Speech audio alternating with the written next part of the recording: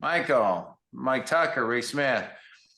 So my name's Ed O'Keefe. I'm the author of Time Collapsing, father of 7, serial entrepreneur. I see a ton of really familiar faces here, and I'm just excited to host this with Nate. I've known Nate Kenny for a really long time, and I've run supplement businesses, direct mail businesses, coaching businesses, as well as food brands. Right, so I've done a little bit of everything. In all those businesses, though, like the one commonality, I'll speak specifically for like my supplement business, but it's true in every one of them. Is that if you own the audience, you own the media, and you own the eyeballs, you're in that toll booth position. And I've known Nate a really long time, and so when Nate was telling me he was up to with the $1 million newsletters, I had to do a double take and be like, wait, so what are you doing? Like you're literally just growing newsletters, clicking send, and you're monetizing, you're making money on the daily, and you're literally only working 1 to 3 hours. And when you decide not to work, you still have your team's out running it. So you can bounce out. And I said to him, like, man, I'd love to interview you, which maybe some of you saw the interview I did with them.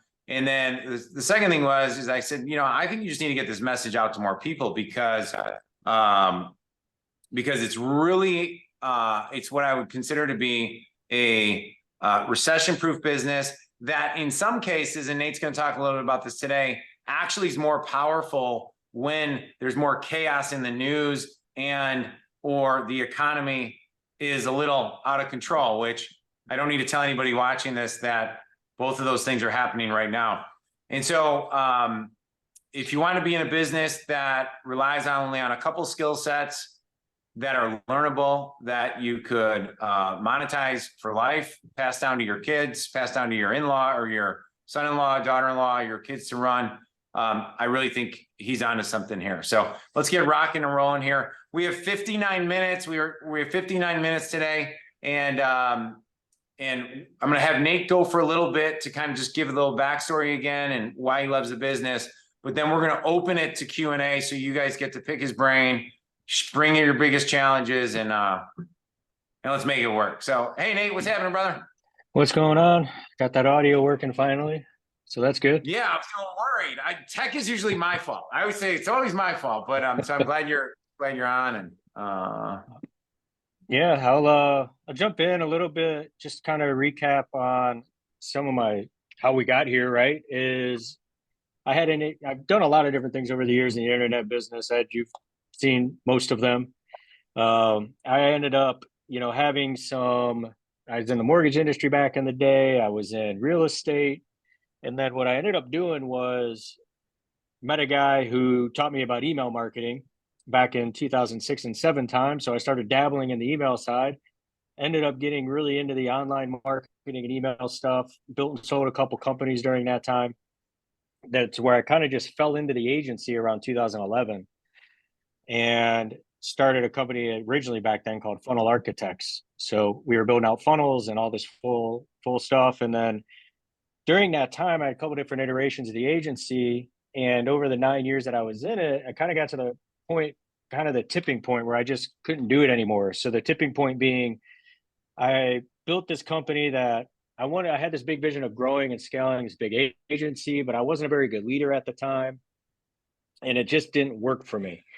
And it got to the point where I ended up just basically being a high paid consultant and execution side, right? So I had a small team.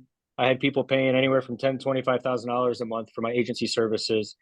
And we were operating as a virtual CMO. We were coming up with a strategy and executing on the strategy for clients at a high level. And I ended up getting burnt out doing that. And I couldn't grow. For 3 straight years, my revenue was the exact same. And I was getting less and less time along the way. So the kind of real tipping point was on my 40th birthday. I was out to dinner. Lived in San Diego at the time, but I was in Florida visiting I had my wife and my 2 kids, and we were there and we were hanging out. And I was having dinner at night, and I got a phone call from a client who was really stressed out about what was happening. they're stressed out about a problem that they created inside of their marketing system. You know, me, I was always like, hey, I built it, just leave it alone. It's working. And they created that issue. It was on a weekend and it was on my birthday. And I got that call and I'm like, I ended up taking the call because my personality is always like, just kind of solve the problem, get it taken care of. But, you know, I could tell, obviously, I'm like, after that call, there was no way of, it's like I got my own kids with me. My wife's got to explain to the kids while on my birthday. I have to go take a call at night, and then at night I'm also trying to solve the problem for the client. I came back. I was like, I just can't do this anymore. Like I can't be the one who's perpetually getting fires to be put out, right? If I can't, and I had no personal time because there was no boundary being built. So looked at my wife about later that week and was like, hey, I gotta go back to sending emails and waking up every day. My goal is to wake up, send an email, and be done with my day. And that's really when I kind of jumped back into the media side and started building out the newsletter business. So that's kind of the intro of how we got here today. And obviously it's been a whirlwind since then and a lot of fun. But that's that's how we're here. Can you talk a little bit about, like, I think the before and after of that is like you're at dinner, you're running the agency, and then you decide to rip the Band-Aid off and then, you know, to go into the sending emails and making money, like pressing send, so to speak. Do you mind sharing a little bit more in depth on like what steps you actually took? Because I would imagine that everybody watching this, unless they're already in this business, has to transition to add this on or change and remove things from their life in order to create the space to bolt this on. Is that fair? Yeah, absolutely. So, you know, this obviously is one thing you can bolt onto your business, but for me, I wanted a whole new business. And the challenge I had was when you're getting $10,000 to $25,000 retainers on the first of every month, it's a very difficult Band-Aid to rip off. Yeah. And so I had to. So I went to all my clients and I just said, hey, look, I'm pivoting, not going to be in the agency business anymore. And I spent time just helping transition their companies into over other agencies and move on. And for me, I had to go cold turkey with clients to be able to go focus full time on what I was doing. And it was scary, wasn't easy to tell clients not to pay me, but that's what I had to do at that moment to get where I was at. And I wanted to go full force into the business. And it so happened too, I had a buddy of mine who basically said, hey, look, you need to do this, and gave me that push, right? He was like, he just kept pushing me and pushing me. He's like, you have to do it. You're going to be great at it. It's a perfect business for you and your kind of skill set and the things you're good at. And so he gave me that push going forward to kind of release those clients, I guess, over off to another agency. So, you know, we went from basically when I made that decision, I went from about, you know, anywhere from $80,000 to $100,000 a month in revenue to zero. Wow. And that was just so I could put my full focus on the media company. Wow. Okay, cool. Very cool. What do you think? So what's the difference in worries? Like, so give everybody like an idea of when you had the agency, and I'll just speak for myself briefly and I'll flip it over to you. And while you're thinking about it, it's like the difference in the amount of things you had to juggle and worry about in that business. And even you can compare it to other businesses too, compared to today. Yeah. So in the agency side of the business, I was constantly worried about whether, you know, ClickFunnels was going to go down, or for you IMers that have used that in the past, you know the fear of that. Was a system going to break? Was an ad going to, you know, an ad account going to get shut down? Was Google going to slap us? Was Facebook going to ban us? You know, so the big challenge was, and I wasn't just, and it's one thing if it's just your business, right? And that stuff happens because you solve for it, you figure it out. For me, it was I had clients, and I'm like, if that ban happens, if that slap happens, that's to me. So the things I lost sleep at night was worrying about whether I was going to wake up in the morning and one of my clients' businesses was going to be shut off because of, a Facebook ban or an ad account or a missing privacy link causes us to have to go fight with Facebook to get an ad account back on, or Google to, you know, have issues there. So I think there is a lot of those issues of being an agency owner that caused stress. Then there was in the agency side, when you deal with entrepreneurs, I mean, I see a handful of entrepreneurs on here, like we can be emotional creatures, man. So, one day when you have a, 1 month, as this virtual CMO, I'm the most amazing guy in the world. The next month when revenue's down, maybe it's a direct reflection of the sales team not performing, but I'm still I went from an asset to an expense really, really quick. Right. Yeah. And so there's a lot of stress within that. So nowadays, my motto is just press send. And, so it's the things now that I stress about really are nearly as much, not any of that stuff, like, because the big realization I had along that way was that if I own the audience, I no longer need to worry about those things. And so for me, the big idea of realizing that, of like, hey, if I just own the audience, yeah, let's leverage these big traffic platforms to build it.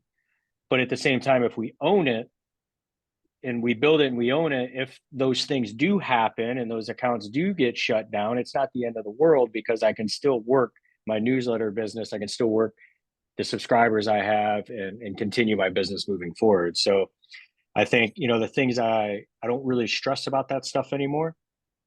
And back when I was running an agency, a lot of times too, where if you're a product owner or offer owner, when you're running an offer and you're trying to monetize on day one, right? And you're trying to figure out how to do 1-for-1 or 2-for-1. And then you start seeing all these different claims online, how they're doing $20, to $1, 20x ROI. And you start looking at that. And I'm like, man, in reality, a lot of that stuff, it's very few and far between that stuff really happens, right? It's very few and far between before you see a 20-to-1 kind of campaign. Ed, you've run tons of campaigns, right? It's very difficult for some of that stuff to happen. And so for me, I just didn't want to stress over that.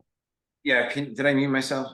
Frankly, it's not scalable. It's because everyone will be doing it. It's usually a campaign that either goes to a warm audience early on, and maybe you have a select segment. But yeah. Now with one of the questions that I think like you probably have this issue. And by the way, everybody, I'm talking about the agency business just because that's where Nate came from. I can tell you right now, when my supplement business did 30 million 1 year, it was the most stressful, and it was the most money we ever made in the business, but it was the most stressful, awful business in the world. If you could have given me a business that did 3 million a year and our net was lower than what I was doing at 30 million, but it was just simpler, I would have parachuted out of that in like a heartbeat, right?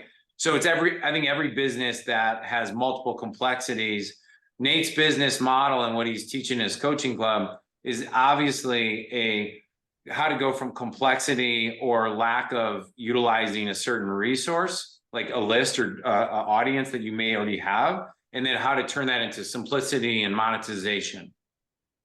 And that's the big transition, where a lot of guys including myself, I'm talking about my own dysfunctionalities, is I've always been proud of my ability to work extra hard to grind and learn through things that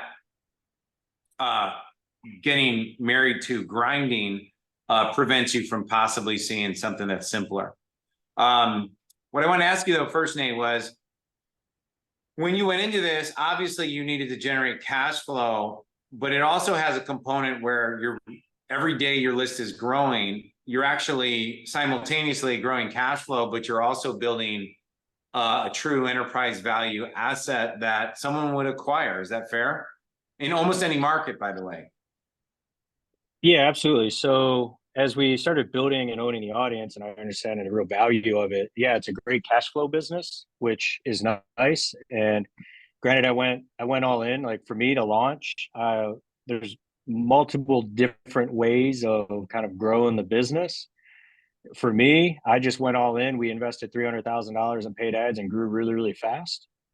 And that was the goal, because I had to get it to where I wanted it. But within 5 months, we grew that thing to 100. We were at $100,000 a month and in revenue, but it was done via, so it became, I invested on the front of mind because that was my plan. And what happened though is the cash flow became really strong for us. But more importantly, when I started looking at what do we really own, like when we own that audience, I started seeing some of these advertisers that were coming to us, and more that we see today, we have a true asset that has value.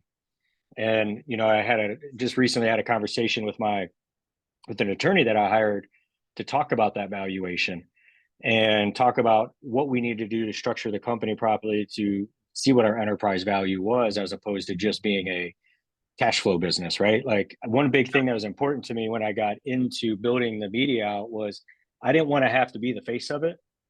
I wanted to build something that was a brand that didn't require my face on it, because I knew that. And so this is more of a, like, what we do in the consulting and coaching side is the expert. To me, I've never looked at it as a really sellable business because I'm so involved in it, but I always wanted something that I could exit. I never felt like I could exit my agency and there was no real enterprise value because I was so entrenched into doing the day-to-day work. Whereas now we've got a true enterprise value for our agency because my time every day spent is max 30 minutes with my team talking about what's going on in the business. Right. So I truly don't run the business anymore, which is fantastic. So there's true value to that. It's a duplicatable system that can be, sold off. When you say though out loud, you're like, hey, I invested 300,000 in generating leads, I immediately say, wow, that sounds risky to me.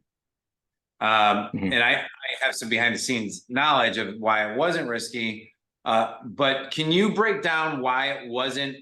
Like, that sounds like almost way too crazy, where I might be sitting here being like, I only can invest $100 a day, $300 a day, $500 a day, or I'd like to work my way through that.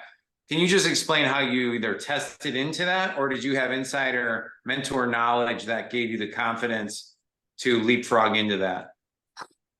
Yeah. So I had a mentor who actually is who came to me. He was the same guy, same friend / mentor, right? So we had done a couple businesses together in the past. We had built things out, and he came to me. He's like, "You have to get into this business. I know you need out of the agency. This is going to be a perfect fit for you." He happened to be running a similar business already, and so he gave me his blueprint at that time. And so I knew coming in, if I was investing X amount, I knew how much, he had that blueprint to walk me through and give me that confidence of, all right, here's step by step what you need to do, go do it. But what was cool is that I think the reason he kept pushing me to get into it at that time and was part of it was because he knew that with my skill set, I would help innovate his company. So Oh, wow. he had some things going on in his company and they were kind of like plateaued, and he knew, like, all right, Nate, I know you understand marketing. I know you understand tech. I know if you come in and you start growing this out, I'm going to get nuggets that's going to help us make more money. And so I was able to bring that knowledge back from being in the trenches when I first launched it back to him, which helped him actually double their revenue over time. So now I'm not taking full credit for that, but I was just saying things that we were doing and the way that we were pushing things out, the knowledge was helping them move faster because I was able to do those things. He knew what I could do, right? He believed in what I was going to do. If we asked the whole group, like, hey, would you bring on a strategic partner and give them a small percentage of your company if you got to where you were going 10, 20, 30 times faster, and they are also benefited? I mean, it's the whole idea of, like, in winter, I share this to everybody. In winter, like, it comes from Game of Thrones. In winter, the lone wolf starves and dies while the pack thrives and survives and thrives. And it's like, in isolation, you're always going to only have limited opportunity.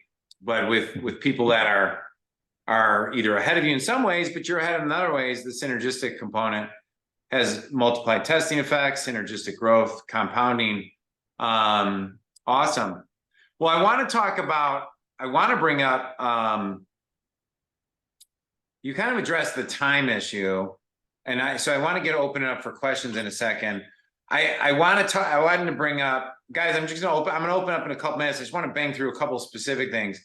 is, oh, when you met with the attorney, did they say there's a lot of people looking to acquire these types of businesses, by the way? Yes. Yeah, he did. So when you own the media and you have that audience that companies are going to come in and acquire you, the question is how do you structure it's going to determine how much you end up getting, right? And That's right. so, but I want to step back on the, because I did say like when we launched, we went all in, right, with 300,000, but I have since launched brands and audience into different audiences that we don't spend nearly that to start. Yeah. So we'll test out and build other audience even just on $100 a day, growing a list and getting the thing built out. And then there's other organic ways to grow a newsletter in the very beginning as well, to test to make sure that you're good, to make sure that it's working and you're happy with it. But at the same time, ultimately you want to get into the paid ad side to grow your newsletter because you can grow it faster. Yeah, I love it. I love it. I love it. So, What niches does this work in? Like, will this work for me in my niche? Because it's probably a question everybody's asking. so there are a lot of, I mean, if you look around, there's more and more popping up. There's all kinds of niches. My strategy for me is to go a little bit more of a broader niche that has, I like to go with a more of a broad niche that I know I can segment our subscribers into different smaller niches. So we've leveraged media, we've leveraged news, current news. We've leveraged conservative news, and we've leveraged just no spin news to do this. And then we know that those audience kind of can segment into different niches, whether it be health or financial or some sort of other side based on what our advertisers are doing. So that's the way that I've liked to do it. But there are been some very, very successful case studies and companies that have launched with very specific niches, right? So there's a company that launched a version of business information for businesses in Canada, and they recently exited for $5 million. So, Wow. like just that is an interesting niche. Business owners in Canada, like it's a little bit smaller, but to be able to get that kind of exit on that is, I think, is still pretty cool. So there's niches galore. Music, we've got one of our current clients is building a niche out inside of the local music industry that's doing really, really well for him so far. But his goal is prove one market and then move to the major metro markets to build that out. And now he's got all these little sub niches that he owns across the country. So yeah, I mean it's kind of whatever you can think of. Obviously, the key to that though, Ed, is are people spending money in that niche? Yeah. So, for me, I'm just looking at chances are, I'm a firm believer that chances are when I have that amazing idea, it's just a matter of like 30 days before I see someone else doing it because I think it's an amazing idea and most of the time stuff's already been created somewhere. So when I have a niche that I'm looking to get in and my team's executing on that, they're going to look to see who the other advertiser, are there other web properties out in that niche? Are there other properties out there? Are there other newsletters? Are there advertisers on those websites and advertisers in those newsletters that are buying ad space? Because at the end of the day, we want to know that we've got advertising dollars to be able to monetize, right? Yeah. And do you mind sharing briefly on, because I think it's an advanced tip, but I think this will also give an idea how you can monetize multiple ways really, really rapidly is, when you go broad, can you talk a little bit about that? Like, I don't want to give an example. I kind of want you to do it, but like, what are the big 5 categories that you could start sub-segmenting people down into and then start renting those lists out separately? That's kind of where I'm leading you a little bit. Got it. So for us, on one of ours, we had financial, we built out financial, health, as well as survival/tactical. So those were 3 for us for the audience, and they were telling us they wanted that information. But if you look at something like the brand Morning Brew has sub-segmented it down into Morning Brew Tech, finance, business, right? They've sub-niched down into multiple different niches. So for us, we look at the demographic of who's on our list, and then we say, what products will they buy? The way we really find our niches is when our advertisers are consistently buying from us, we're able to pull those people out and say, all right, fantastic. We know that if we can give kind of, I guess, an advanced tactic, but we know that if we have somebody who's on our list that's only interested in financial, and we have someone who's only interested in health, at least now we can monetize, we can actually send sponsorships twice in one day as opposed to just one sponsorship, right? Yeah, So we're duplicating the amount of money we can make. I want everyone to write that down. Like, let's just say I'm in a niche. Like I used to run a coaching club in dentistry. Like Dentist Profits was the company, the name of my company. And my core focus, singular focus, was selling masterminds and coaching. And so I thought that was the only way for me to make money. With what Nate's saying is, I could have been going to all the labs. I could have been going to Invisalign, Clear Choice, all these big people with $10 million, $20 million budgets, and said, hey, I have access to all that. What I had was what they wanted, which was access to a list of dentists who were interested in marketing. And I could have created a list of like, who are 6 different people, 10 different people, 20 different people that would love to have access, and then just sold space in my daily email that would have gone out. And all of that income would have been just added pure margin, money, profit to my business. I just didn't know how to think that way because no one had mentored me on that. You know, I was talking to another guy today who said he's making like $40,000 to $50,000 a month with Go High Level. That's a software inside a business, you know, like you run business news and just sell a free trial to Go High Level, and people make money. So the ways are endless. Does anyone have questions about your niche specifically that you'd like to get Nate's feedback on? You could just unmute yourself, or you could just send in the messenger. Like, how would you monetize my market?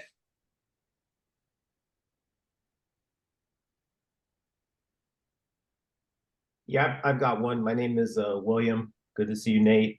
Sure. I'm in the real estate agent training space, and I would like to see how I could segment that market, because obviously there's a lot of emotional capacity in the real estate market right now, people looking for solutions. So I just wanted to see your thoughts on that. Well, I think so you currently still run webinars and stuff like that? Yeah, absolutely. All right. So I would say that there's one, for me, I would look at segmenting. You've obviously got marketing, you've got business news. I think for you, it comes down into the newsletter side of how you're structuring your content for them, as opposed to just sending promotions regularly. Like, I don't know if you're sending more of a content to them on a weekly basis. You can take those same people, put them into a newsletter that's strictly kind of real estate news that is going to help them kind of stay ahead of the game. But what's going to happen now is, as you send that regularly, you have another monetization strategy by selling to advertisers. So a couple of ways you can monetize other than running the webinars and promotions is I would, one, sell CPM side to software companies. And or like Ed just said, there's plenty of real estate softwares that you can become an affiliate with that you can now build that reoccurring income. And instead of doing a hard sell, you're doing more of a content driven newsletter with some sponsorship space in it. That's the first thing I would probably do right out of the gate is create. Now you've got your current emails you send, but now you create a second newsletter with a new name, kind of offshoot of what you're currently doing, where it's just content driven and you change how you deliver that content to them. Yeah, and I was thinking along the same thing. And you mentioned the CPM model when you sell, because that was actually a question that I had. When you sell to advertisers, are you selling on a CPC? Is it like, or is it CPA, CPM? Like, what's the typical model that you sell on? CPM is a typical model that we sell, but we also do CPC. We do cost per lead. We do cost per sale. So when I first started out, we didn't have enough subscribers to sell on a CPM side. And so I leveraged affiliate offers to generate revenue. And so with us spending the amount of money we were on traffic our first month, granted we're spending money and getting leads coming in, but I built this really cool lead acquisition process that was allowing us that we brought $25,000 in affiliate revenue right in out of the gate. And Yeah, so that's similar to what Ed mentioned with the guy selling Go High Level doing the 40,000. So I could do a weekly.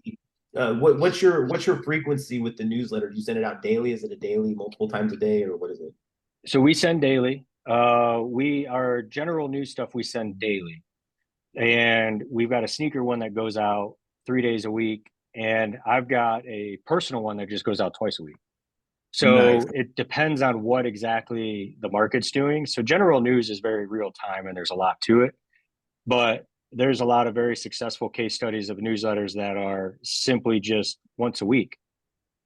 So I could take And they go, I could take my newsletter, then send it to a subsection of my list, and then just to get started until I'm able to sell to advertisers, I could do affiliate offers in the newsletter to cover the cost for production, possibly. yep. That's awesome. And then the last question that I had for you, and I'll pass it back over to you, Ed, was just like for all of us, obviously we're here because we want to start newsletters. What would you say would be the most low-hanging fruit, profitable thing that someone starting out could do to just at least get the foot in the door to like get it moving? Because like hearing your numbers and like the massive amounts of achievement you've had, it seems like, wow, that'd be a lot to pull off. But for someone starting, what would be something simple? Like if you just did this, like that would be, a good start. Well, I think a good start is defining the newsletter brand. For you, you've got subscribers, so you can push them over there, right? And you're just so one thing that we do is we actually include the new newsletters we're trying to build inside of our current newsletters, and we recommend our new newsletters, right? So that's something super simple that you can do to start growing that other one without having to go full throttle and pay traffic. Another strategy to give you would be if you've got Facebook groups, if you get a good Facebook group growing and leveraging your knowledge to grow the Facebook group. So right now we have people that go into our group that automatically get added to our newsletter. And I've got a client that has that happening right now, and he's adding 1,500 to 2,000 new subscribers a day into his newsletter by organically driving them into a Facebook group.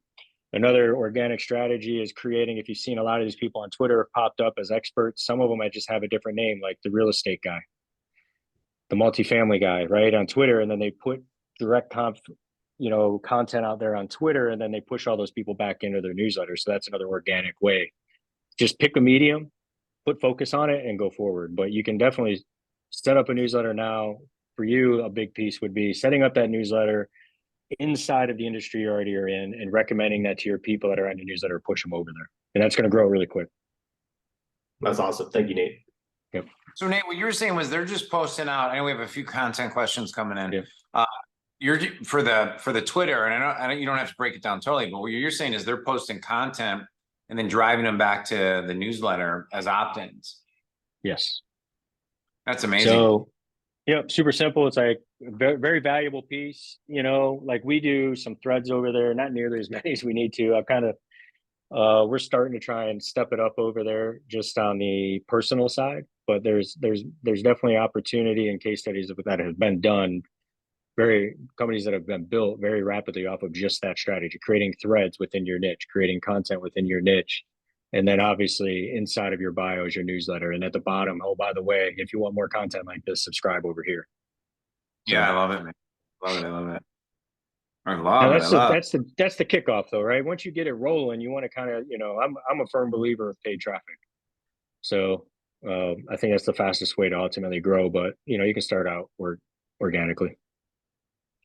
Hey, Luke Chayton, did you have a content question, buddy? I do. Couple actually. So the velocity of content creation, if you're doing a daily newsletter, even if you're not writing it yourself, that's the one thing that's always baffled me about the people that have been able to pull this off is like, unless you start with a giant team gathering stuff or writing stuff, how do you pull that together? So great question. I'll give you the top big secret right now, I guess, right? So for me, we use RSS feeds. So there's tools out there like Feedly, there's tools like Reader, And we actually, we have a newsletter that is 100% curated. Just for example, whatever it is, 100% curated content. But comes in, all the different terms that we want comes into our curator account.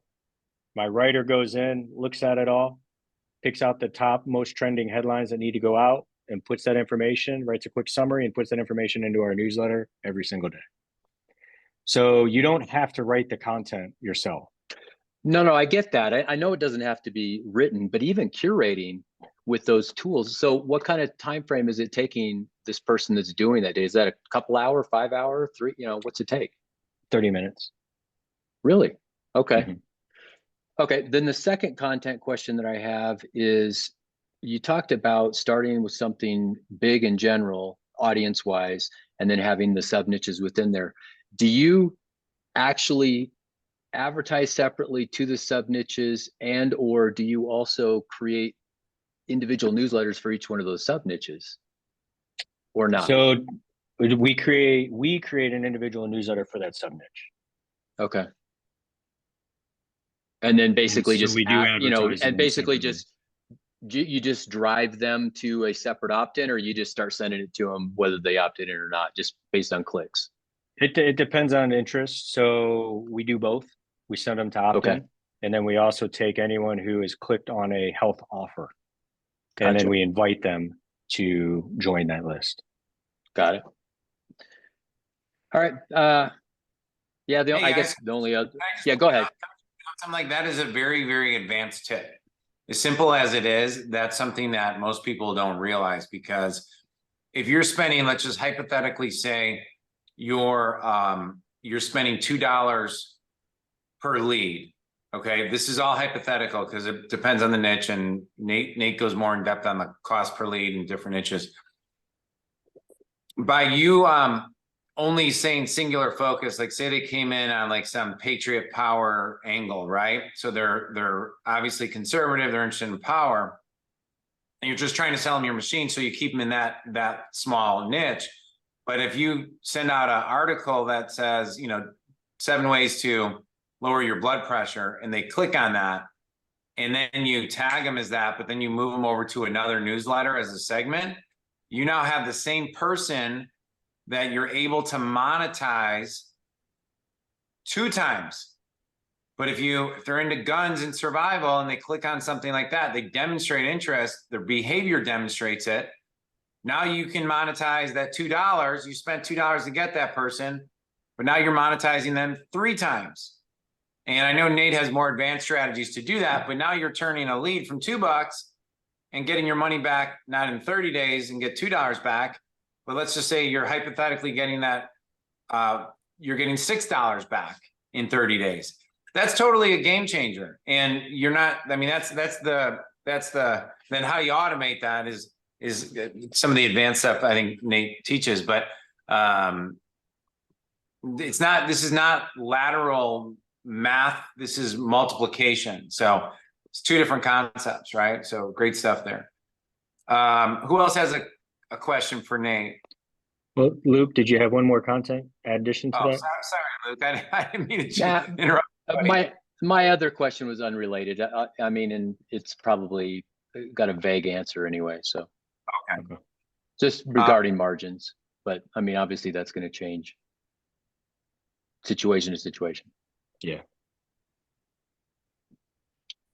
All right, so David Yeager has a question. I'm looking at legal AI since I have Google High Level SaaS that's focused on that, and I want to create credibility on my users without constantly having to find stuff to pitch them on.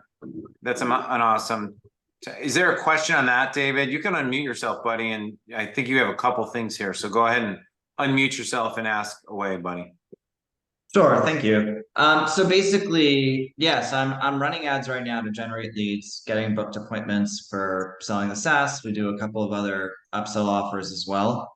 But I'm curious, I guess, about, and Nate mentioned affiliate offers, and obviously those are, you kind of, unless you know the numbers, I can't really throw ads at it unless I'm willing to invest and figure it out on the fly, which is, yeah, more money out. I was wondering if there are ways to minimize the risk so that you can jump into ads and just kind of model out whatever the time was or whatever the timeline is to to profitability. So just simple numbers. Do X, wait X amount of time, get Y through this, and not have to worry about trying to hustle to find sponsors yet. And that's all gravy on the back end. Is that something that's doable? Or do you really have to have build the relationships up front? Again, I like my list is small, very valuable, but small. And I just, the benefit to me is I can if I can monetize quickly, I can accelerate it. And then I Yeah. guess the other side of it as well is it better to run it as a separate brand, or running it through an existing, let's say I'm running it through my SaaS brand, can I use that to build the newsletter, just change the focus completely, kind of like the HubSpot model? Hey, Nate, can I clarify that? I just want to clarify his first question for everybody. So what he's really at, because there's a couple answers on that. So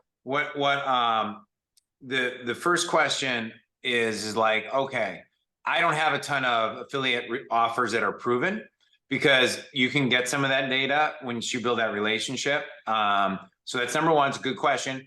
Number two is I don't necessarily have people that are willing to advertise yet, but I want to run Facebook ads or advertising to predictably scale the business. Now, Nate had a slight advantage, right? Which is, I'm going to tell you right now why, if you're interested in being in the business, you need to borrow that slight advantage, which is he had a mentor who had the data. Like, he's like, hey, Nate, when you spend $1 per lead, you should expect to get X dollar per lead before you scale this business. So Nate, how do you answer that question from how would you map it out to create predictability and confidence that this model is going to work for me? Yeah, I think, well, one, if you can get answers pretty quick on testing with small budgets. So for us, there's multiple touch points inside of the way that we ended up. Mentioned earlier about how we built this like funnel system that was acquiring revenue back for us, right? And there's multiple different touch points inside of our one-step funnels that allow us to generate revenue and liquidate some of our traffic. I also am not worried, whereas some people are trying to do one for one and try and get that money back on day one. I was never really worried about doing just that. My goal was, if I knew that I had an X amount sized list, I knew I could go get people that would pay to be in that newsletter. And so I never really worried. I get a lot of people ask me, it's like, hey, what should I make per subscriber? I'm hopefully answering your question in a roundabout way here, but how much can I make per subscriber is a question I get a lot. And I'm like, I never concerned about that, because I know if I have an engaged subscriber, I know that I have an advertiser that's buying month after month after month, right? And if I don't have engaged subscribers, they're not going to buy. Now, at the same time, what I've done to minimize risk and also bring revenue back in the door is, strategy wise, is you can connect when someone opts in. There's tools out there that you can plug into that very thank you page and plug in some other newsletters, and they can click yes to this, no to this, yes to this, and then you're going to get paid a couple of dollars for every time they say yes, you're getting paid money. So from there, then is that working for you in terms of liquidating, even if, let's say, it's not a one-to-one, but at least increasing cash flow? Correct. Yes. And then, so our goal ultimately in the very beginning was to only generate about 20 to 25% of our ad spend back. And so nowadays you can do more of that. We actually have increased how some of that works with some other touch points. And so we also have the ability, you have the thank you page where you have offers if you're not selling them anything, right? We're just putting them into the newsletter. We weren't selling anything directly, and we had affiliate offers there, but you have to structure it a very specific way. Otherwise it just looks spammy and ruins and breaks that relationship. A lot of people try and focus so hard on making money on day one, they ruin the relationship with the subscriber when they come in. So you don't want to do that. And then more importantly, you want an engaged subscriber. So we have a specific page we've used that when people come in, we drive them back into their email to go look at what we sent them, and then we have other advertising opportunities there. So it's in this business, you want to maximize your advertising space, but you want to do it without being spammy and cheesy and everything else, right? So for us, those things have allowed us to acquire about 20-25% of our spend back pretty consistently. Sometimes we get more, sometimes we get less, but our goal is about between 20-25%. Where And- are you? Oh, go ahead, buddy. Well, and I was going to add on to that, to test offers that you don't know their performance, you're going to learn real quick if they're converting, right? And if they're not converting, change them out. So we went through a lot of offers. And then one thing I learned real quick in the affiliate space with that is when you have a good one, ride it. If you're making money with affiliates, you got to ride that affiliate until it's not working anymore. But there's a lot of average offers out there, and when it's average, get it out, test something else, and then once you have a good one, do it. Like we made like 25 grand one like in a 5-day period back in the day, just sending this free camera around Christmas. You know what I mean? Like it was working, so we just kept sending it, and it's Christmas time, and it was a free camera. So Now there's okay, so there's some advanced strategies that Nate teaches David too. I mean, you could take the same ad that's proven to work that might say, since I was in blood pressure market, you know, number one blood pressure trick that lowers BP, and it has a picture on it, right? That's the image. And you could put a rotating link in there. So it rotates the 3 to 4 offers. You send out an email to 3,000 people. By the end of the day, you're going to know which offer is the best offer. So now all of a sudden in like 1 day's period of time, you got your blood pressure offer, right? 2 days later, you can do the same thing with your diabetes offer. And within like 30 days, 45 days of testing, you're not spamming your list at all. You're just rotating using some advanced strategies to give yourself the leapfrog and advantage in the marketplace. Okay. Where are you getting, just real quick, Nate, don't go too far on this because we're going to be running out of time. Where are you currently getting like your affiliate offers from? Because someone asked about ClickBank. Do you go direct? So there's a lot of CPA networks that we pull them from. So you got things like Max Bounty, you've got other Ad Precise is a big one that we use. So there's a bunch of different networks like that have different offers and different payouts. And I like those because it's simple. I can go in and look at different offers. I can tell them what kind of traffic I got, and they'll say, hey, I think this works. But then also we can go negotiate with them too. If something's doing really well and we're sending a lot of traffic to it, we can come in and say, hey, we need extra money on this. So I use those networks. And then for Courtney's got a question here I want to answer real quick too, Ed. Yeah. Starting newsletter in health. I've been curating content based on Google alerts, but 90% of the content links back to one of the main players in the niche. Any suggestions for exiting purpose? Should I have a blog or newsletter or back issues on a website? So what you're asking is, should you kind of create some of that own content? So we've got a whole curation process. We use some of our sites are all original content, and we've got a process to write content really, really quick and then put that content onto our site and make it original. So I do think that if 90% of your stuff is going back and it's a long-term strategy, it doesn't hurt you, especially in health. It doesn't hurt you to have a site with some really good content on it that you can curate and kind of write summaries of the content that you're sending to, and then send them back to your website as opposed to the actual other person's site. But at the same time too, there's companies with major valuations right now that don't have a content on their site as well. So they're just a landing page and they curate content directly. So I do think I like the idea. We've got both models, but for me, what I like doing is I like having content on a website, because that content on a website makes it easier to it opens up other advertising opportunities for you as the publisher. I guess that's, long-winded way of saying that. But what I like to do is we also have a lot of sites that have our own content on it that we do in a couple hours. I've got one person that does most of it in about 2 hours a day, about 9-10 articles a day. And now we have all that online ad space that we can actually offer up to our advertisers. So Awesome. does that help? Hey, yeah. We got a few that I just want to bank through here. Did you see one you want to answer there, Nate? Well, I want to go back to a question over here that you and I were talking about earlier that I got, like, why is now? Yes. Yeah. Why now the best time in your opinion to be running like kind of the business? Like, so I know in the headline we talked about the best business going into 2024, and the reason I believe that is the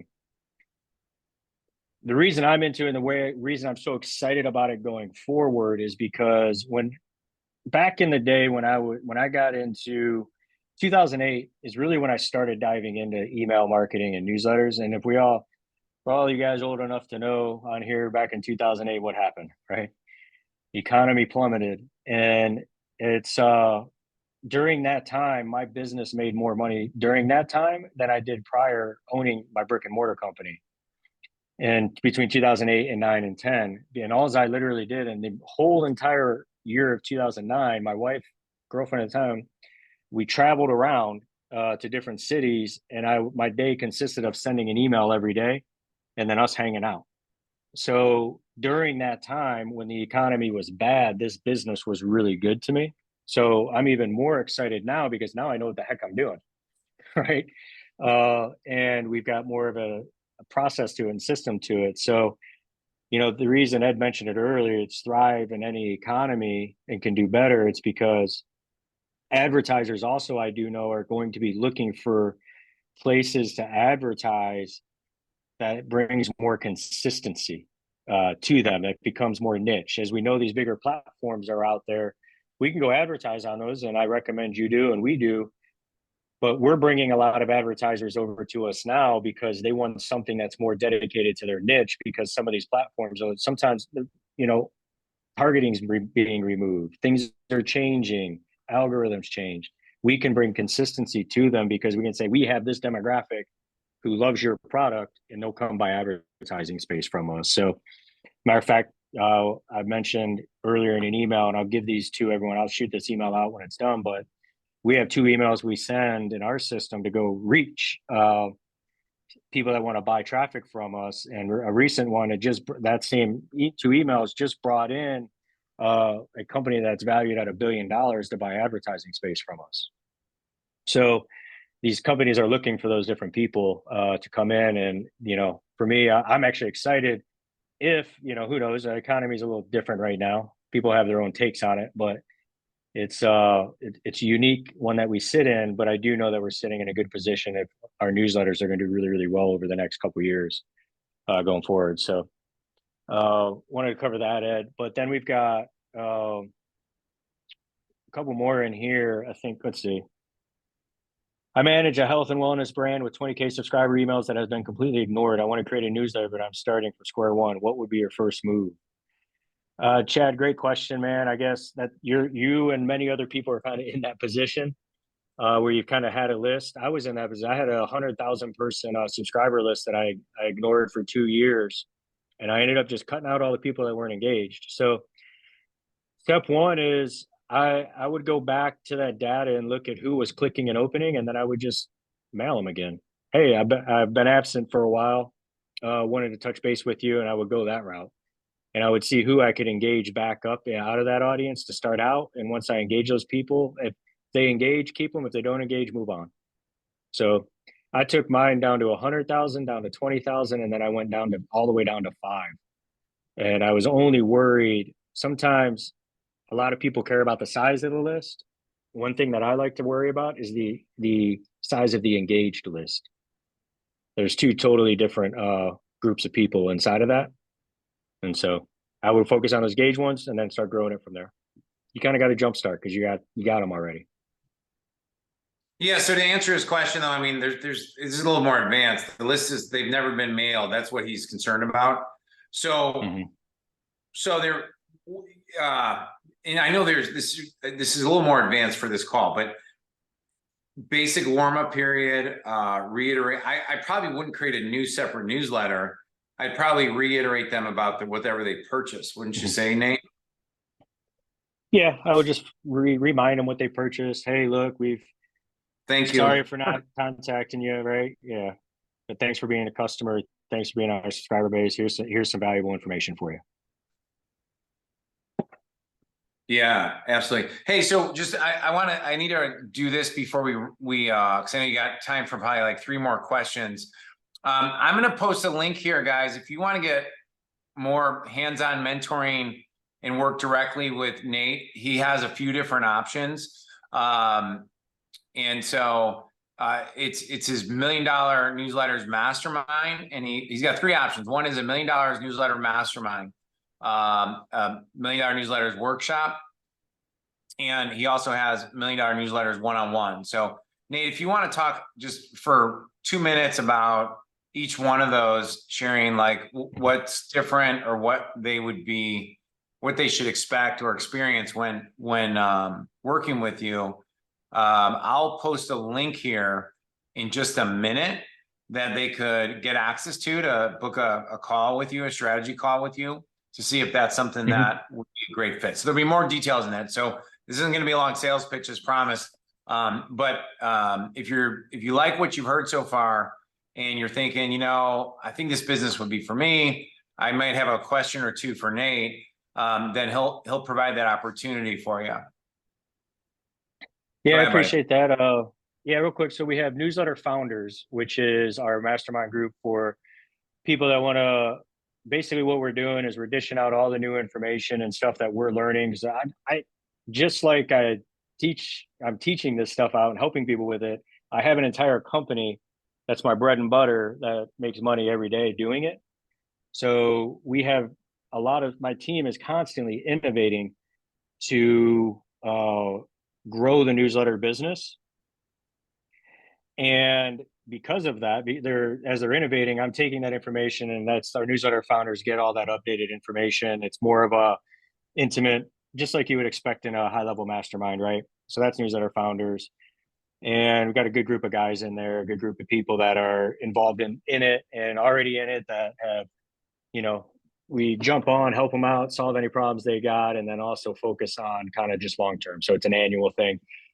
And then I've got the fast track, which is where you come to my office or we do it via Zoom, and we just focus on your business and build that out and structure out kind of your newsletter, answer all your questions based on where you're at. You might have these 20,000 subscribers already, and you're trying to figure out how to, reactivate and then grow that. We'll build that strategy and help you get that executed while you're in the office. And then the next thing is the workshop, which is our 8-week training, which is from there. It's, we've got 6 core training weeks, and then it's 8 weeks of group coaching that comes along with it. So if you do the one-on-one, you get the workshop. If you're in the newsletter founders, you get the workshop. And then our newsletter founders actually get the one-on-one as well. So it's kind of everything levels up depending on where you're at. That's pretty much it. And if you guys, if you want to chat about it, just ping me and we can jump on a call and kind of answer any specific questions you got. Well, I have a specific question. So one thing is what has been the feedback when guys come and work with you one-on-one, when they come into your office or whether it's in the mastermind? I would imagine that you're attracting some people who are transitioning out of like the grind to like a simpler model. And so do you mind sharing a little bit about like some of the feedback you're getting so far that's been positive, and just share that with the group? And yeah, I think, the thing in the one-on-one, it's we've had clients that most of the guys that come in one-on-one already currently have a business operating that they're running.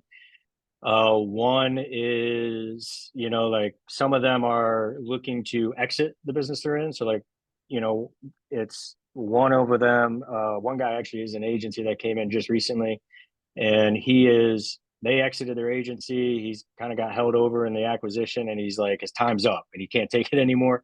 yeah. So he came to us and we're building that out. And that was just a recent one that came in. We have people that have totally different industry that want to change. They don't want to one of our recent clients as well just last week that was here, he, his business was totally different than what he's building out, but he wants more time with his daughter. So, we came in to help him structure and get really, really fine tuned on what he's doing. And, the feedback's been great in regards to everything we're diving in. I think what's good about it is we're able to meet them where they're at and build out the plan for them, which has been a lot of fun. And they're going home and they're executing on it, which is good, right? So they've come in, we've focused on that and built them out. Most of the people that have come through our workshop have a good percentage of them have already upgraded into our newsletter founders just because of the value that we put out there. So a lot of the feedback, for example, I did a call with a guy yesterday and his response was, first off, we booked 2 hours. An hour in, he was done. I was like, he's like, that's enormous. He goes, totally. he was just in shock, right? Of like what he could go do, leveraging it. And his brain was turning on how he was going to leverage that information to scale his newsletter way up. So feedback's been good. How many, like when people are talking about monetization and stuff, how many people how are you seeing doing deals with your mastermind members and your students in the future? Because I'd imagine that, like, if I'm someone in the health and wellness space, like the gentleman who just asked about it was Chad who asked about they've never been emailed before, but he's got an asset. He has an asset. And then you have somebody over here who's maybe promoting blood pressure or political or, how do you see that working? Because you can't do everything, right? You can't have 300 newsletters. So I'd imagine there's opportunity to share advertisers, leads, buy and sell leads to each other. Yeah, so that's a lot of what in the newsletter founders group, a lot of that where that happens, right? So we are constantly bringing in new advertisers regularly. So we've landed 3 new big advertisers this week. And what we do is and frankly, we can't even fulfill their budget. So that's a good problem. So we know we can grow with that, but we've got these new 3 advertisers that we can't. What do you mean by that? Do you mean they're trying to spend more money with you that you don't even have the lead flow yet? Correct. I don't have the inventory to be able to fulfill. Yeah. So that's a good problem to have right there. Yeah. Yeah. Right. And so for us, our newsletter founders obviously are the first ones to get access to some of that. Right. By the way, when we can go ahead and package up our IOs and sales and everything else to them and say, and manage that side of it, which is, I think, huge for our newsletter founders, right? So they're not so 100% always focused on having to get into finding new advertisers and CPM side. Yeah, I love it. All right, and then there's also, to actually the other question, there's opportunities for buying and selling leads with each other, right? So we've got a kind of a small little network. I mentioned earlier how you can put offers on the backside of your opt-ins. Well, you can also do that. You can do it with tools, but we also have people that we do it with that they're buying leads from us and we can be on their back end and buy leads from them. And we're just sharing, and it's all based on niches, right? So people who read email when they opt in, right? So we do know that they're willing to, they tend to be on multiple newsletters. The other question that came in that I know we meant to address was, how techie do you have to be in order to be in this business? So one of the reasons I actually decided to start this side of the business and come out and help with newsletters and do the workshop and create the founders group is because the tech side has gotten so much easier. So about a year and a half, 2 years ago, about a year and a half ago, I rolled out like kind of a beta version or alpha version, I guess, right? The first version, I worked with some guys, but it was just so complicated in getting email properly set up to be able to grow a newsletter that it was frustrating and you had to be techie. But now there's tools that have come out that have really, really simplified the ability to get into the newsletter business and to monetize newsletters that you can be up and running within an hour compared to what it was before without having to deal with all these like CNAME records and different things you got to set up with domains and brands and all that. So it's become much easier. And I'm not shy about who I recommend either. I'm a big fan of Beehive. They're one tool that has really taken it to the next level to make it easy to grow a newsletter and be successful. And because of that, now you can focus on the things that matter, which is just the growth, the content, and the value. Whereas instead of trying to deal with, I've got a bunch of old newsletters that are on very complicated systems, and I pay a guy specifically just to manage those systems to make sure we're inboxing. Yeah. So like you don't have to do that anymore. And that takes away so much of the complication. So good, so good. All right, buddy, we have time for like 2 questions. So who wants to be our last couple questions? Be I have a brave, my question. friend. Yeah, what's up? Um, All right, Sky. yeah, so I'm a financial operator trained by Agora. I have a bunch of freelance clients in the financial publishing niche, and I specialize mostly in email, landing pages, kind of short form copy, renewal campaigns, and thought about doing an email or a newsletter rather about email marketing, that kind of stuff. I'm just wondering if it's too niche, if I need to go for a broader topic. My goal is more of like a promoted mostly through content on a platform like Twitter or something like that. I'm in the beginning thoughts of it. But yeah, so like promoting it through content and then just monetizing it through like courses and sponsorship. But just curious, I've heard mixed things about, say that would be too niche. You want to go more broad, like marketing or internet marketing. Is it? So would you be pushing them into your own offers to become clients? Yeah. Either to become clients or just courses about specific topics of what you can do with email as a strategy. And okay. So I think you're dealing more with the entrepreneur marketing and business owner marketing. Yeah, like coaches, experts, or something along those lines. Yeah, I mean, it is niche, but based on your monetization strategy, if it's to pick up clients and then sell some courses, it's not too niche, right? If it's built around you as the expert, obviously, I mean, you can do it, but it's not. I think the challenge for me, I'm looking at what can I build that I know is 100% sellable. Yeah, well, that's the other thing is like thinking about selling it down the line is, if I didn't go email, because I've got a lot of connections in the financial publishing space, is I can always be promoting different gurus, different offers, and they'll give me a ton of content to use for the newsletter. So creating more of like a financial investing type news. I think, I mean, I would think a financial newsletter would be a much better start with all your experience that you got. If you were to build a brand in the financial space, ultimately would be a bigger niche, more profitable niche. There's a lot of people that, I mean, you've already seen it behind the scenes, probably how much people are willing to spend for those financial leads. Yeah. So So I think the email might be a tad bit niche, but if your goal is to just build your own client base, I think it's actually a very good spot to be. So it just depends what your goal is. All right. And Thank you. Appreciate it. Nate, do you mind if I add on to that real quick? Mhm. So we have a couple buddies right now that are, I mean, I can name 2 guys. Like Ian Stanley's really grown his own email. I mean, he's got his own style and his own humor. But like, if you instead of like doing coaching, like you do coaching, but then also build out a licensing program where people can license your emails and your triggers and your renewals. That's one thing. But the one thing I just want to share with you is that there's like done for you agencies in the e-commerce space for email and the high ticket coaching business for email, probably in the financial space for email.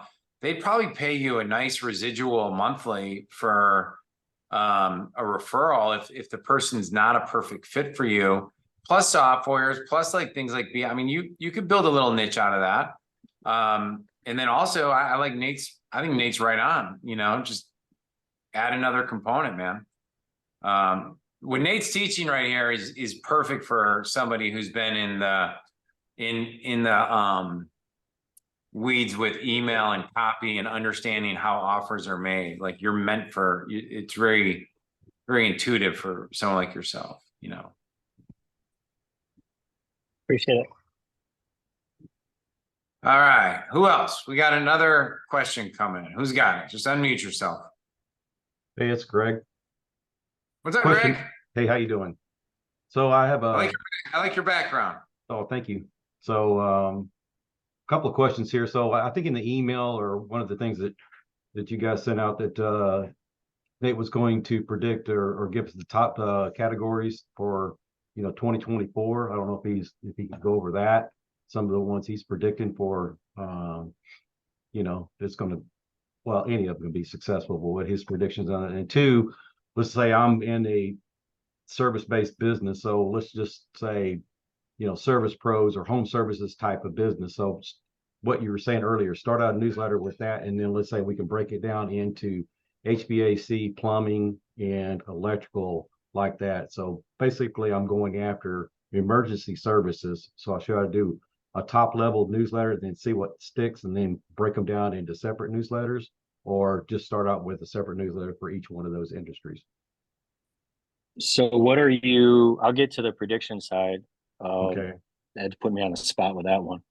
But the Well, the prediction is that if you're not sending more offers to more eyeballs, you're not going to make more money. Like the prediction is that this is the business to be doubling, quadrupling down on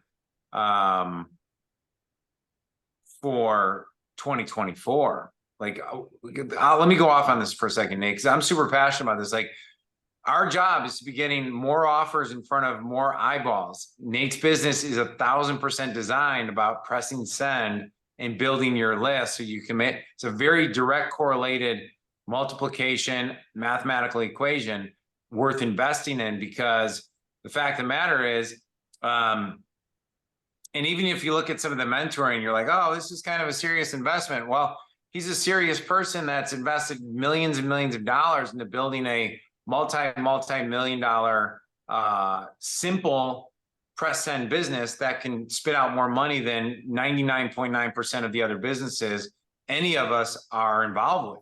So you can go spend 25, 50, 300,000 to buy a single family home or a commercial property that spits out 8%, an 8 cap, or you could spend that same amount of money and have a list of gold for yourself for the forever. I mean, it's just unbelievable to me. So that is the prediction. I thought I was clear on that, but this is the prediction right here, right where you're at.